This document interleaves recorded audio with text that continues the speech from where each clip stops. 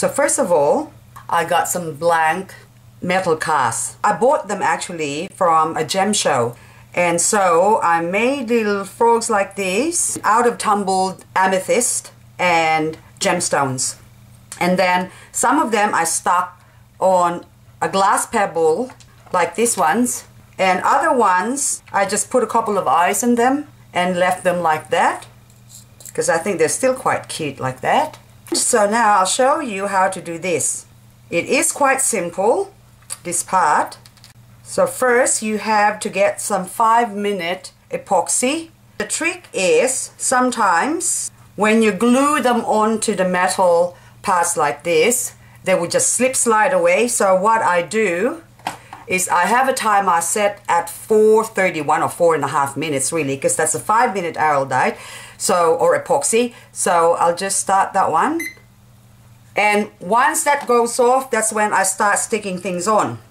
But we'll just pretend that it has gone off, and what I want to do is I'm going to use this stone, which is just a tumbled piece of stone. But you can use all sorts of tumbled stones like this, colored ones.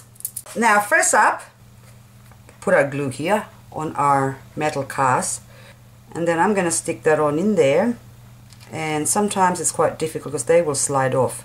And what I do is put a couple of dabs of my adhesive onto the front bit there, just both sides, and it's sliding off now. And I'll get a tweezer to pick up my little eyes. The eyes actually comes in a packet of 100. So as you can see, it's all moving around. So I'd suggest set your timer at 4.5 minutes to get the glue to get tacky. Then it's much easier to put them on. That actually looks quite cute. My little froggy has become a black frog or a toadie. So now I'm gonna let that dry. And so we'll get a glass. I'm going to pick this one here. That's quite a long piece here, and that's a longer piece of metal cast like that. So I think they're supposed to represent a lizard or something. And I found these pretty little green glass pebbles. So what I'm going to do now is just put, so I just have to see first where it sits. And just examine it closely, which part actually is touching my glass pebbles. So okay, I've got 1, 2, 3 parts, that's where it's touching. So I'm going to put some glue or epoxy on those parts, and only mix up a little bit of your epoxy at a time.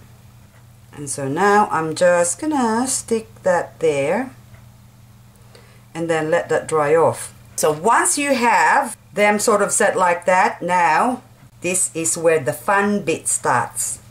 But before I go to the fun bits, actually, if you haven't got the metal cast like this,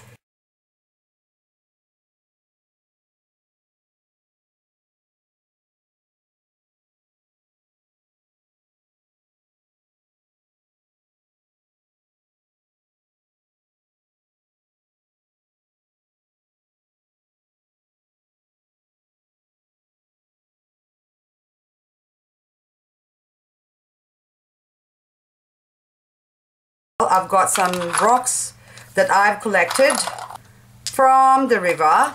So this is just ordinary rocks, but actually after close examination I found out that these rocks are actually still some form of gemstones. So I'm just getting them wet, and they're still pretty and has nice colors. So, and if you can't tumble them, or you can actually buy tumbled pieces from the hardware store or arts and crafts store, or in this case now, since I just picked them up from the river, I would normally tumble this, but just for the purpose of this video, I'm just going to show you how to make it shiny. So get some nail polish. This one's got a blue tint, but it doesn't matter. So clear nail polish, and the minute you apply some nail polish, that would actually make it look shiny. See, I'm just doing one side just to show you the difference. So once that dries up, that would actually look like that. This one's got little spotty things, and we'll just let that dry, or you can use a hair dryer if you can't wait. So these are things you can use for bases. Anyway, okay, we'll move on to this next one. So that one is just, I've got the metal cast, and I use the glass pebbles, which got those funny colors inside them, so, which I think is pretty. And I also made a little mushroom out of just plain glass. And so our mushroom is this. So I got a plain glass like that. So for this little mushroom here, also I've done another one with little rhinestones and just using glass beads with bigger eyes. And this actually you can buy them. They come in different colors like that. And so now what I'm going to do with this one is just get some acrylic paint and using the back of a brush. So I'm just going to squeeze a little bit there, and I'm just going to dab it randomly. And then once that dries, and I'll pretend that's dried up, it's going to look like this. So now what I'm going to do is use nail polish. You can use acrylic paint, but then the thing is you have to do a few coats before it dries up. Okay, so what I'll do is put some nail polish on it. So just in the center going out. So I'll put one coat and let it dry. So once that dries up, this is what it looks like after 2 coats. Oh, sorry, this is actually just 1 coat. So that's 2 coats. I don't know if you can tell the difference. Yeah, you can see my finger through there. So that's 2 coats, and then that's 1 coat. So once it dries up, it looks like that. So we'll put another coat on that one. I don't really know how long this video is going to go, but because there are so many things I want to show you.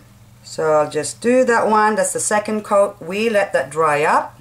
And once it dries up, I'm going to use a wooden dowel. But if you don't have wooden dowels, any round stick, you can chop off a bit of your brush and sort of, you know, the same diameter. Thick ones and thin ones. Whatever you prefer, you can use anything.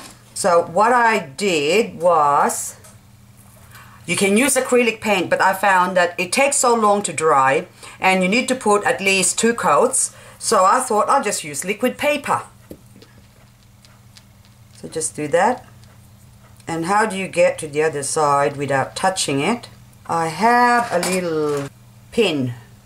So what we'll do is just stick it onto the other side there.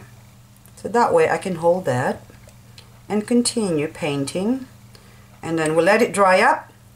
How do you let it dry up? It doesn't take that long to dry, but still. The surgical clamp is so handy because now you can just leave it. Once you've got it dry like this, we'll just stick it on. Just get some epoxy, which is actually, this one's good because it's drying up now. And just put a substantial amount, and then we'll just glue it there.